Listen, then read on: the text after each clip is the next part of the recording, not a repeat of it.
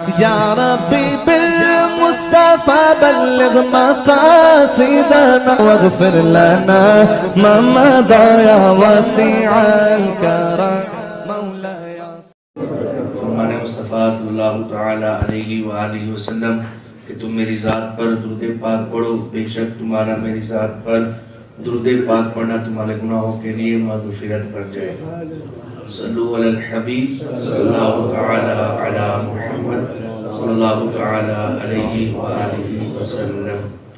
ہم نماز کی ادائیگی کو سماعت کر رہے تھے. کل ہم نے نماز کی ادائیگی اور تلفظ کے حوالہ سے چند اغلاط جو نماز میں پائی جاتی ہے وہ سماعت کی تھی. اگر آپ نے بعد میں اس کو خود دیکھا ہوگا، پڑھ کے سمجھا ہوگا تو یقیناً پتہ چل گیا ہوگا کہ یہ اغلاط واقعی پائی جاتی ہیں. تو آپ یہ جب سلام ہو جائے، درس کی ابتدا ہو، تو آپ کی مکمل توجہ میری طرف ہونی چاہیے. جو جانا چاہتا ہے وہ اٹھ کر چلا جائے، جو دین سیکھنا چاہتا ہے وہ بیٹھ جائے. تو جو جاتا ہے وہ اپنے لیے جاتا ہے، جو بیٹھتا ہے وہ اپنے لیے بیٹھتا ہے. اگر چند 2 3 4 5 7 بھی بیٹھ جائے نا تو میرے چہرے پر آپ کو پریشانی نظر نہیں آئے گی، کیونکہ میں یہ کام کر رہا ہوں اللہ کی رضا کے لیے، کسی کو دکھلاوے کے لیے یا ریاکاری کے لیے نہیں. میں نے یہ سلسلہ شروع کیا اللہ کی رضا کے لیے. آپ نے سماعت کرنا ہے اللہ کی رضا کے لیے اور دین سیکھنے کے لیے. اب اس میں آپ میری بات کی طرف توجہ کیجئے گا. ایک جو جملہ میرے جو ہے سماعتوں تک پہنچا ہے وہ یہ ہے کہ یہ طریقہ قاری صاحب کے پڑھنے والا ہے. تو بھائی جتنا قاری صاحب پر ضروری ہے قرآن پڑھنا، اتنا ہی آپ پر ضروری ہے قرآن پڑھنا. قاری صاحب کے لیے کوئی علیحدہ شریعت نہیں آ گئی، وہی شریعت ہے، وہی شرعی احکامات ہیں امام صاحب کے لیے بھی، اور وہی شرعی احکامات ہیں عام لوگوں کے لیے بھی.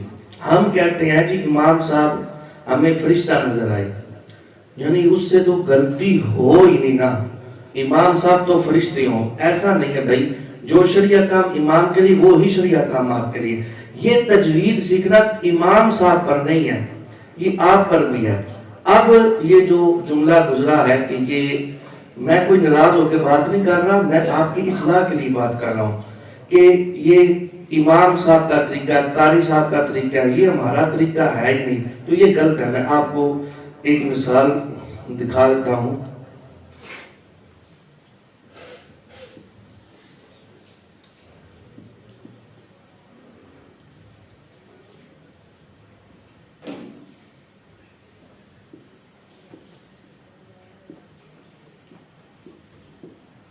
اس میں میں نے 2 غلطیاں جو ہے وہ ہائی لائٹ کی تھی کہ سبحانک اللہم، یہ کہ اس کھڑی حرکت کو بھی ہم نے لمبا کر کے پڑھنا ہے اور اس کھڑی حرکت کو بھی ہم نے لمبا کر کے پڑھنا ہے. یہ وہ غلطی ہے جس سے معنی فاسد ہو جاتا ہے. اگر میں اس کو قاری صاحب کے طریقے والا آپ کو بتاتا نا تو پھر تو بالکل آپ کی عقل سے ورا تھا. میں کہتا یہ سین کی سٹی کی بھی آواز آئے تاکہ اس یہ سا نہ لگے اور سواد نہ لگے. پھر اس کے بعد میں آپ کو یہ عرض کرتا کہ یہ با میں کلکلا ہونا چاہیے.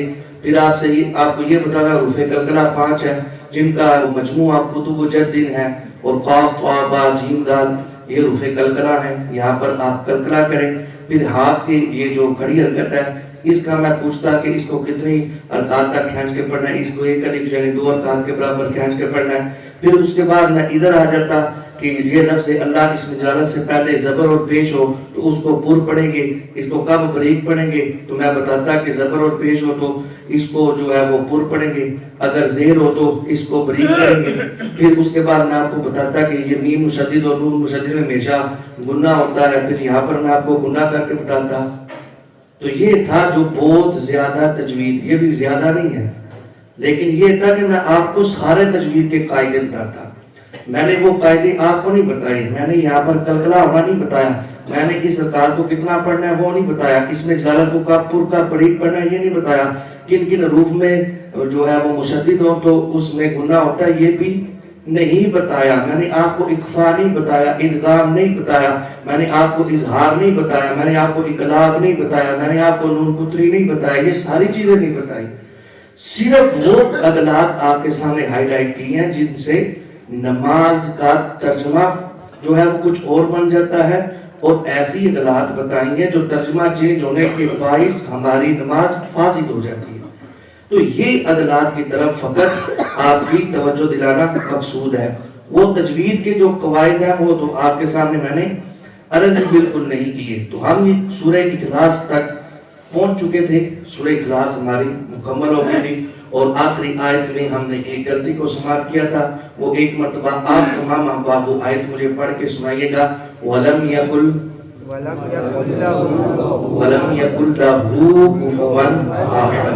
اب اس کے بعد اللہ اکبر کہتے ہوئے ہم نے رکوع کرنا ہے۔ اب رکوع میں جو رکوع کی تسبیح ہے سبحان ربی العظیم، اب اس کے غوا کو جو رکوع صحیح ادا نہیں کر سکتا تو یہاں پر سبحان ربی الکریم پڑھ لیں، کیونکہ کریم میں ایسے الفاظ ہیں جو اتنی تجوید کا خیال نہ بھی رکھے، عام روٹین پر جو پڑھتے ہیں وہ ہی اس کا ترجمہ ہے اور وہ ہی اس کی ادائیگی ہے۔ اس کے بعد پھر سمیع اللہ لمن حمدہ، اس میں بھی ایک غلطی جو سامنے واضح نظر آتی ہے وہ یہ ہے کہ سمیع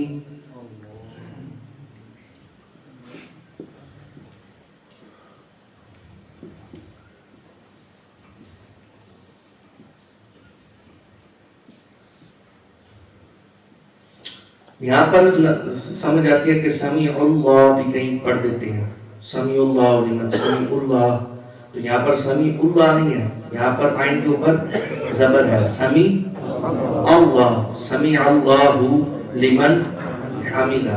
اب یہاں پر حامدہ پڑھا جاتا ہے، حالانکہ حامدہ کے آخر میں یہ ہا ہے، تو حامدہ کیا تلفظ ہے؟ حامدہ۔ اگر عام روٹین میں سنیں تو لکھنے والے اگر فار ایگزامپل آپ نماز پڑھ رہے ہیں تو بولے کسی کو لکھیں تو آپ پڑھیں گے سمیع اللہ لمن حامدہ، تو وہ فقط حامدہ لکھ دیں گے۔ جب آپ کے ایسا تجوید اور ایسا تلفظ ہو کہ لکھنے والے کو اگر لکھنا پڑے تو وہ آپ کو بالکل درست لکھ کے دکھائے۔ جب آپ کہیں گے سمیع اللہ لمن حمدہ تو پھر پتہ چلے گا کہ آخر میں ہاں کا تلفظ بھی ادا کیا گیا ہے، تو سمیع اللہ لمن حمدہ، ہاں کے ساتھ اس کو ملانا ہے، سمیع اللہ لمن حمدہ۔ تو یہ اس سے آگے پھر کھڑے ہو کر ربنا لک الحمد ربنا ولک الحمد اللہم ربنا لک الحمد اللہم ربنا ولک الحمد، یہ ہم کس طریقے سے بھی پڑھ سکتے ہیں، 4 طریقے سے، ربنا لک الحمد ربنا ولک الحمد اللہم ربنا لک الحمد اللہم ربنا ولک الحمد۔ تو یہ 4 طریقوں سے ہم اس کو پڑھ سکتے ہیں۔ پھر اس کے بعد اللہ اکبر کہتے ہوئے رکوع میں چلے جانا ہے۔ اب اس میں رکوع کی تسبیح میں کیا ہے؟ سجدے کی تسبیح میں جزاک اللہ، سبحان ربی الاعلی،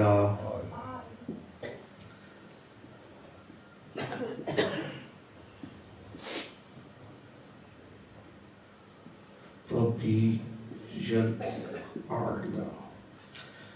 اب یہاں پر عمومی طور پر سبحان ربی الاعلی، اعلی اعلی ایسے لگتا ہے جیسے الف پر جو ہے وہ کھڑی حرکت پڑی جا رہی ہے اور لام پر کھڑی حرکت پڑی جا رہی ہے، سبحان ربی الاعلی اعلی ایسے آواز آتی ہے۔ حالانکہ یہاں پر حمزہ کو عین کے ساتھ ملانا ہے، یعنی الف کو عین کے ساتھ ملانا ہے، سبحان ربی الاعلی، کیا تلفظ ہے؟ سبحان ربی الاعلی، عین کے ساتھ اس کو ملانا ہے، سبحان ربی الاعلی، سبحان ربی الاعلی۔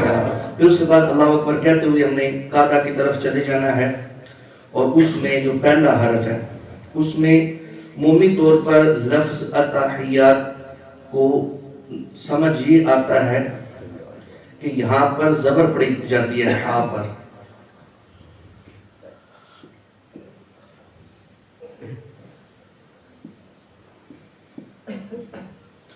یہاں پر ہا کے اوپر زبر نہیں ہے بلکہ ہا کے نیچے زیر ہے، التحیات نہیں ہے بلکہ التحیات ہے، التحیات پھر اس کو ہی یاد نہیں پڑھنا، اس ہا کو یا کے ساتھ ملانا ہے، ہی یاد، ہی نہیں، ہی ہا کے نیچے زیر ہے، ہی، اور ہا کو بھی یا کے ساتھ ملانا ہے، ہی یادو، آگے پڑھئے گا، التحیاتو للہ، اس نام کے اوپر بھی کڑی حرکت ہے، اس کو بھی لمبا کر کے پڑھنا ہے، التحیاتو للہ والصلوات والطیبات السلام علیکہ ایہا النبی۔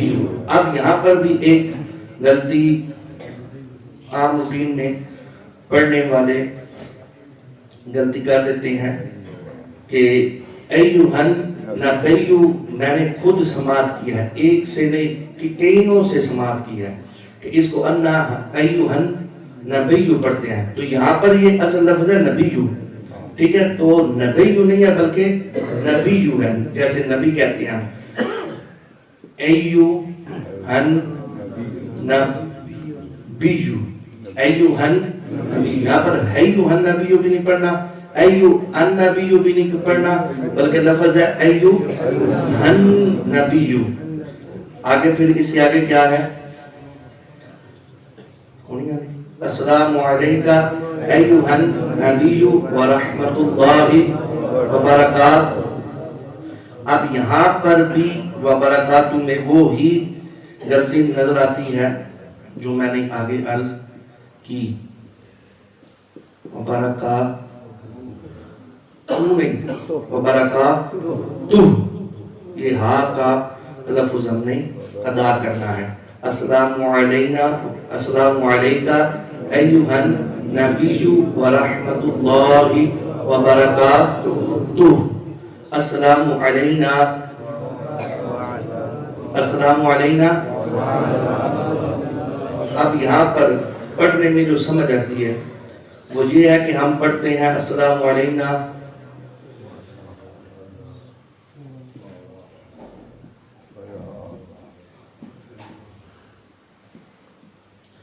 یہاں پر ہے السلام علینا وعلی عباد اللہ الصالحین، آئین کے اوپر زبر ہے، تو یہاں پر پڑھنے میں سمجھ اس طرح آ رہی ہوتی ہے کہ پڑھا جا رہا ہے السلام علینا والا، ایسے ہی پڑھنے میں سمجھ آتی ہے نا، تو کم از کم ایسی تجوید و اعلیٰ حضرت فرماتے ہیں کہ ہر لفظ سے ممتاز ادا ہو، جدا ادا ہو، یعنی سامنے نظر آئے علیحدہ علیحدہ، اگر کوئی لکھنا پڑے وہ لا نہ لکھ دے، اسے پڑھنے میں سمجھ آئے کہ بھائی یہ آئین علیحدہ پڑھ رہا ہے، نام علیحدہ پڑھ رہا ہے، تو یہ تلفظ ہے وَعَلَىٰ عِبَادِ اللَّهِ الصَّالِحِينَ، وَعَلَىٰ عِبَادِ اللَّهِ نہیں، وَعَلَىٰ عِبَادِ اللَّهِ الصَّالِحِينَ۔ اس آگے پھر کیا ہے، اشہد ان لا الہ الا اللہ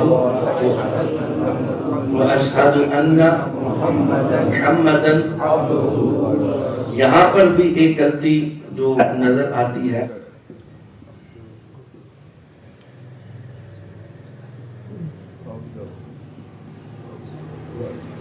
اب یہاں پر دیکھیں، یہاں پر غلطی ہوتی ہے عبدہ، عبدہ نہیں ہے،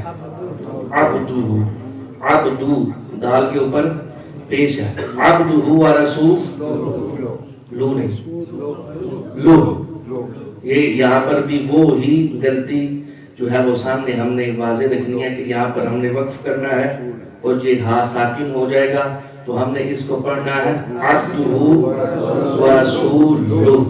تو یہ ایسی اغلاط ہیں جس سے الفاظ جو ہیں وہ درمیان میں سے مائنس ہو گئے، جیسے کہ یہاں پر کوئی پڑھتا ہے عبدہ ورسولہ، تو یہاں پر یہ ہا ختم ہو گیا، تو یہ وہ اغلاط میں نے آپ کے سامنے عرض کی جس سے معنی فاسد ہو جاتا ہے، وَعَلَىٰ جیسے میں نے بتایا وَلَا عِبَادِ اللَّهِ پڑھا جاتا ہے، وَعَلَىٰ عِبَادِ اللَّهِ وَعَلَىٰ عِبَادِ اللَّهِ وَعَلَىٰ عِبَادِ اللَّهِ، تو یہ وہ الفاظ میں نے آپ کے سامنے عرض کیے جو عمومی طور پر نماز میں ہم ادا کرتے ہی نہیں، وہ ادائیگی ہم نے سن کر جو کی ہوئی ہے اس سے ہم ادا کر دیتے ہیں، اور بیچ میں سے وہ الفاظ جو ہے وہ مائنس ہو جاتے ہیں، اس کی ہم ادائیگی کرتے ہی نہیں ہیں. تو یہ وہ الفاظ تھے. تجوید کے قواعد میں نے آپ کے سامنے عرض ابھی کیے ہی نہیں. حالانکہ تجوید بھی ہر مسلمان پر سیکھنا یہ فرض ہے. ایک حدیث پاک میں آپ کے سامنے عرض کرتا ہوں. آقا علیہ الصلوۃ والسلام نے ارشاد فرمایا رب قارئ القرآن والقرآن یلعنہ. فرمایا بہت سے قرآن پڑھنے والے ایسے ہیں جن پر قرآن لعنت کرتا ہے. پڑھنے والے ہیں قرآن لیکن قرآن لعنت کرتا ہے. کیوں؟ کیونکہ وہ صحیح تجوید کے ساتھ صحیح قرات کے ساتھ اس کی ادائیگی نہیں کرتے, تجوید کے ساتھ اس کو نہیں پڑھتے. تو یہ تجوید بھی انتہائی اہم اور ضروری ہے, لیکن یہ وہ اغلاط ہیں جن کا تجوید کے ساتھ وہ تعلق ہے لیکن انتہائی اہم ترین نماز کی ادائیگی میں بھی الفاظ میں بھی فرق ہے. تو وہ انشاءاللہ آپ کے سامنے میں نے چند اغلاط پیش کی. ابھی جو بقیہ نماز میں انشاءاللہ کل بھی ہماری یہی موضوع ہے 9 رمضان مبارک کو, تو انشاءاللہ وہی ہم سماعت کریں گے. اللہ رب العزت ہمیں شریعت خدا کے تمام احکامات پر عمل کرنے کی توفیق عطا فرمائے. آمین. الحمدللہ. یا ربی بالمصطفى بلغ مقاصدنا واغفر لنا ما مضى يا واسع الكرم مولاي.